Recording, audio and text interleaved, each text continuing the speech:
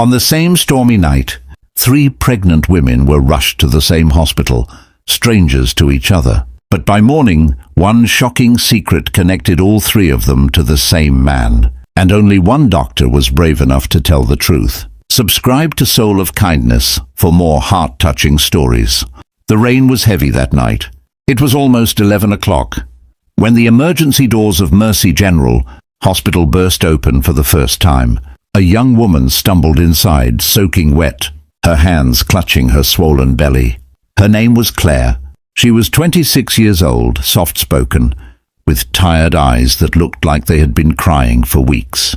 She had no one with her, no husband, no family, just a small bag on her shoulder and a trembling lip. She kept biting to stop herself from breaking down. The nurse at the front desk immediately called for a wheelchair.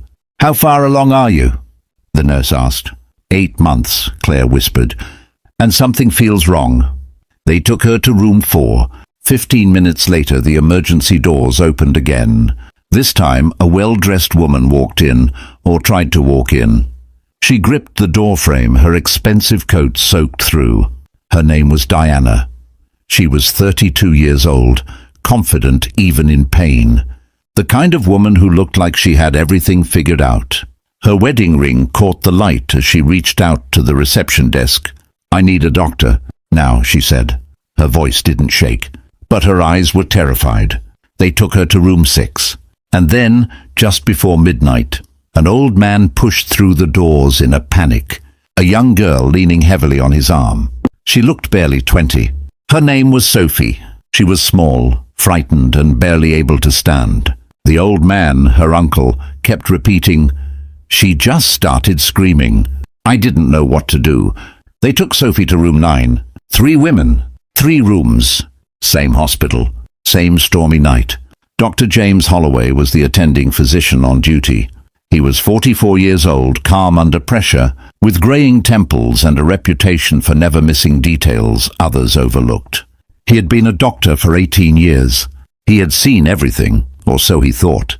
He reviewed all 3 intake charts at the nurse's station and felt a strange stillness settle over him. He read the charts again, then a 3rd time. He set the papers down slowly and looked at the head nurse. "Pull all 3 files," he said quietly. "Full medical history, everything." Dr. Holloway started with Claire. She was lying in the hospital bed staring at the ceiling when he walked in. He introduced himself, checked her vitals, and gently asked the standard questions. Due date, any complications, emergency contact.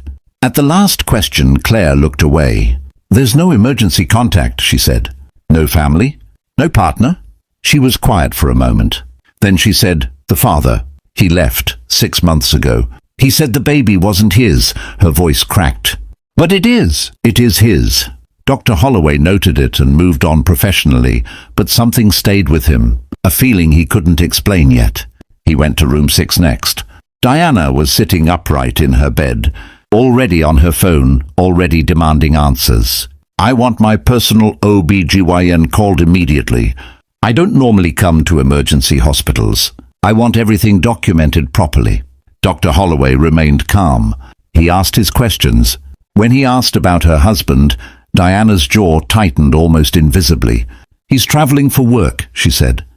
"He travels a lot." "His name for the file?" "Nathan Graves." Dr. Holloway wrote it down and moved to the next room. Sophie was the one that broke his heart the most. She was sitting curled on the bed, knees pulled up as far as her belly allowed, her uncle waiting in the hall.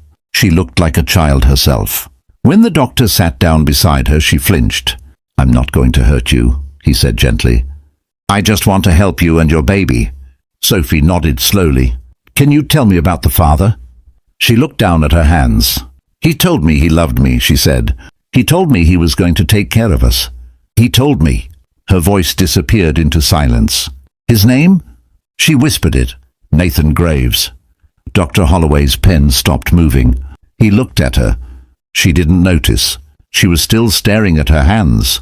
He stood up slowly, excused himself professionally, walked out of room 9 and stood in the hallway. He already knew what he was about to confirm. He walked back to the nurse's station and opened Claire's file again. Under emergency contact, blank. Under father of child, she had written a name and then crossed it out. He held the paper under the light. The crossed-out name was Nathan Graves. Dr. Holloway didn't sleep that night. He sat at the nurse's station with 3 files open in front of him and a cold cup of coffee he hadn't touched. The storm outside was still crashing against the hospital windows. Inside, the hallways were quiet except for the beeping of monitors and the soft steps of night nurses. 3 women, 3 babies, 1 man. He was a doctor. His job was medicine. His job was to make sure these 3 women and their 3 unborn children survived the night safely. But he was also a human being, and what he was sitting with, the weight of this secret, felt like more than any one person should carry alone. He called his senior colleague, Dr. Patricia Wren, the hospital's lead obstetrician. She arrived within the hour, still in her coat, her silver hair pulled back. He showed her the files without saying a word and watched her expression change as she read. "Does any one of them know about the others?"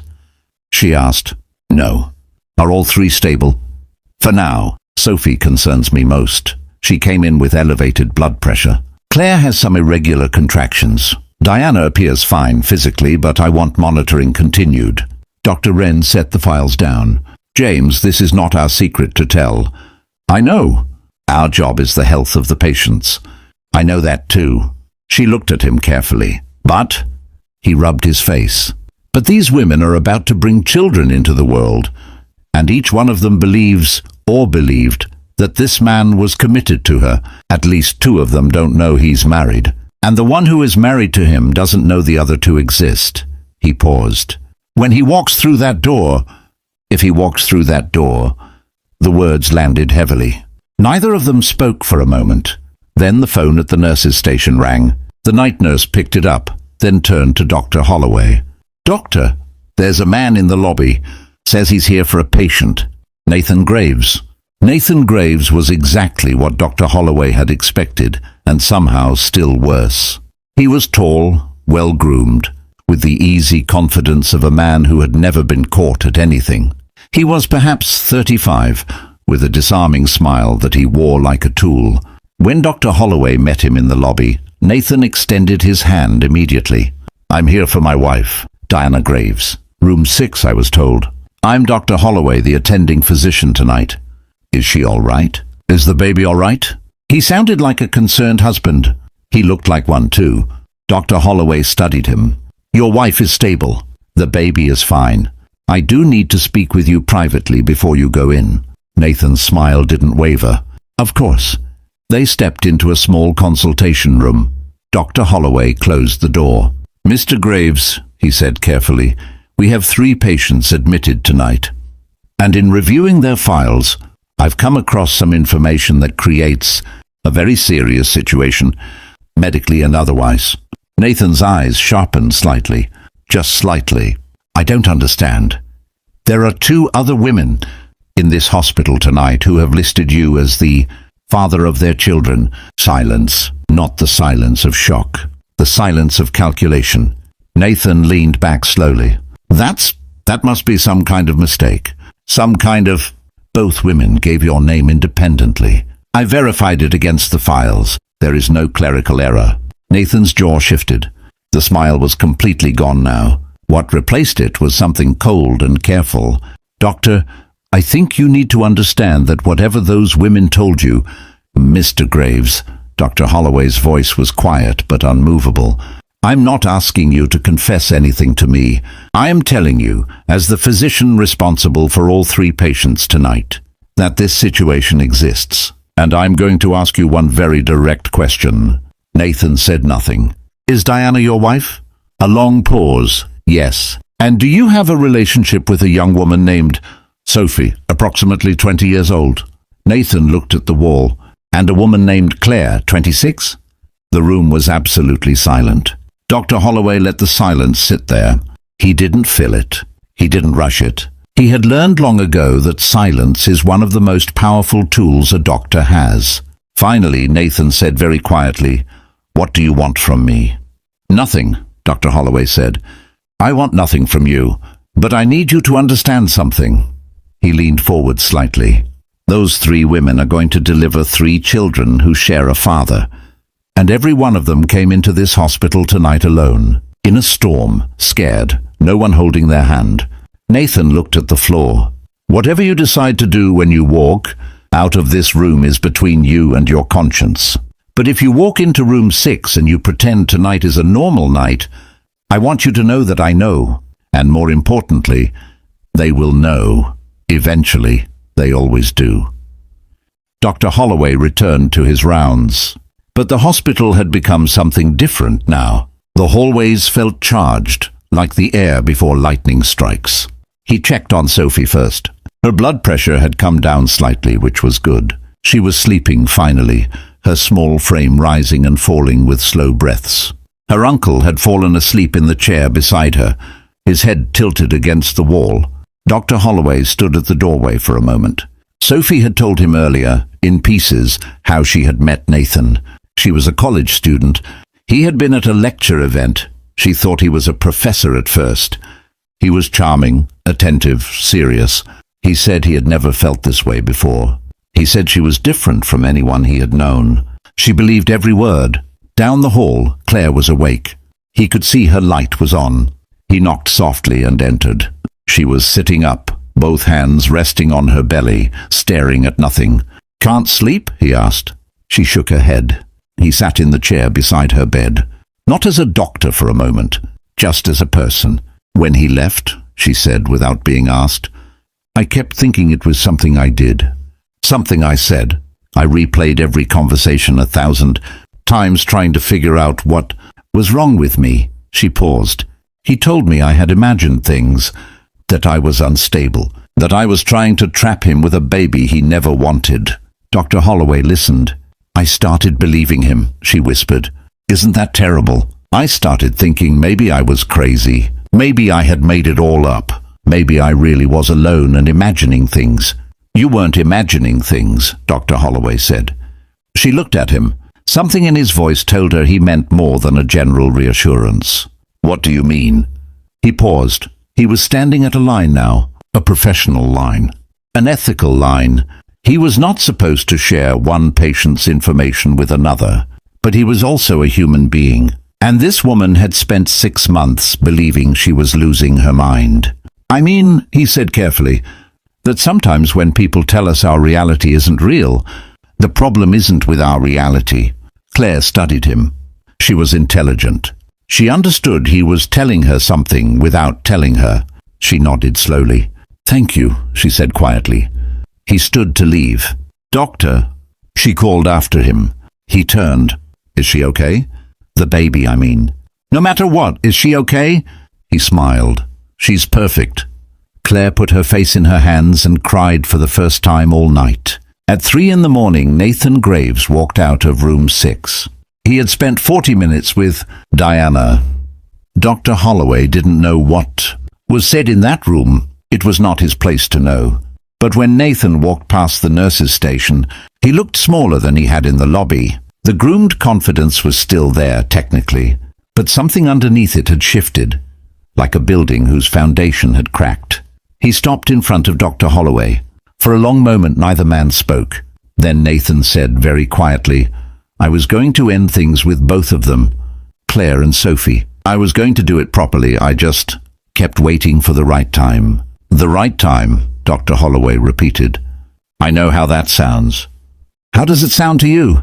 Nathan looked at the floor. He didn't answer. "Mr. Graves, I have 3 patients down these 3 hallways who are each carrying a piece of a life that you helped create.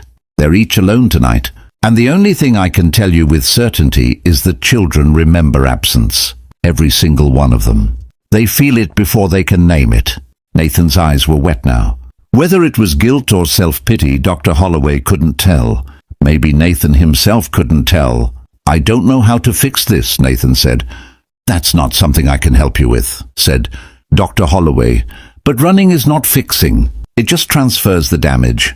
Nathan left the hospital at 3:15 in the morning. He did not go back into room 6 before he left. Diana's nurse found her 30 minutes later, sitting upright in bed, staring at the wall, the sheets pulled tight around her. She told the nurse she was fine. She just wanted the television off and the lights dimmed. The nurse came to find Dr. Holloway quietly. "She knows," the nurse said. He nodded. "I expected she would." Dawn came slowly. The storm had passed. The sky outside the hospital windows turned from black to deep blue to a pale, quiet grey. Birds began somewhere in the distance. At 6:47 in the morning, Sophie went into labour. It was fast and intense, and her uncle held her hand the entire time and cried louder than she did. At 7:22, her daughter was born, tiny, red-faced, and screaming with remarkable force for someone so small. Sophie held her and couldn't speak. She just kept touching the baby's fingers one by one, counting them, as if making sure this small person was entirely real. Dr. Holloway was there. When Sophie looked up at him through tears, she said, "She's mine, isn't she?" "Really mine." "She's completely yours," he said. Sophie nodded like she was filing that away somewhere permanent.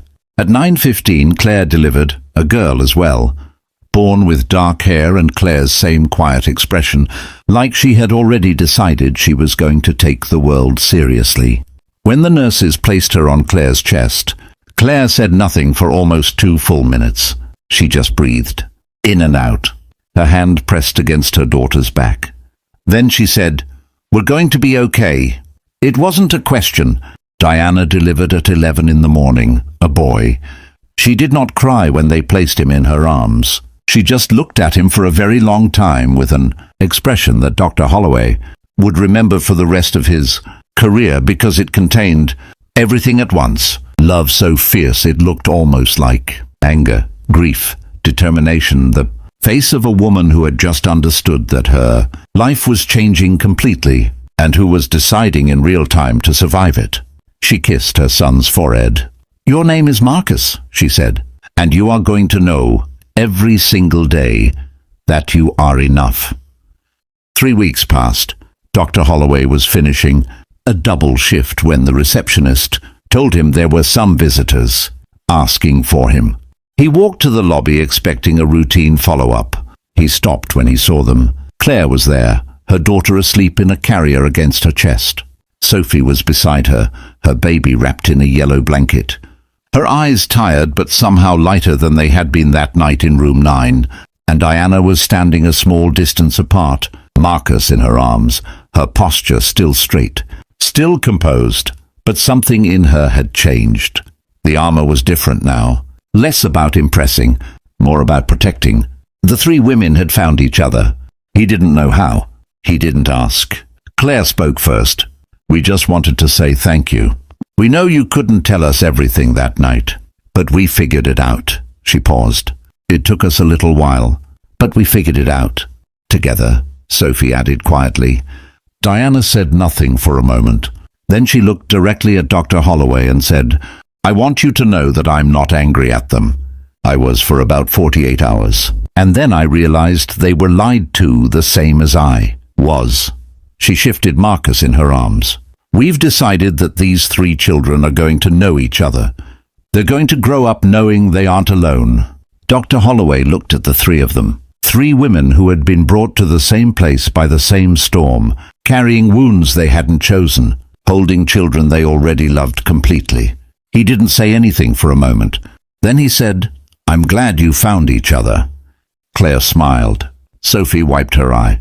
Diana gave a small, precise nod that somehow said more than most people say in a paragraph. They turned to leave. At the door, Diana paused and looked back. "What happened to him?" she asked. "Nathan." Dr. Holloway held her gaze. "That's not something I'd know." She nodded once. Like she already knew the answer she actually wanted wasn't about Nathan at all. It was about whether she was going to be the kind of woman who waited for justice, or the kind who built something better instead. She had already decided. The door closed behind them. Dr. Holloway stood in the lobby alone. Outside the morning was clear. No storm, no rain, just light, steady, simple, and without apology. Some people come into our lives as wounds. But if we're lucky and brave enough, those wounds lead us to the people we were always meant to stand beside. 3 women came to that hospital as strangers. They left as something no one could have planned, a family they chose for themselves. And 3 children will grow up knowing this, that the most powerful thing in the world is not the person who abandoned you. It is the people who stayed,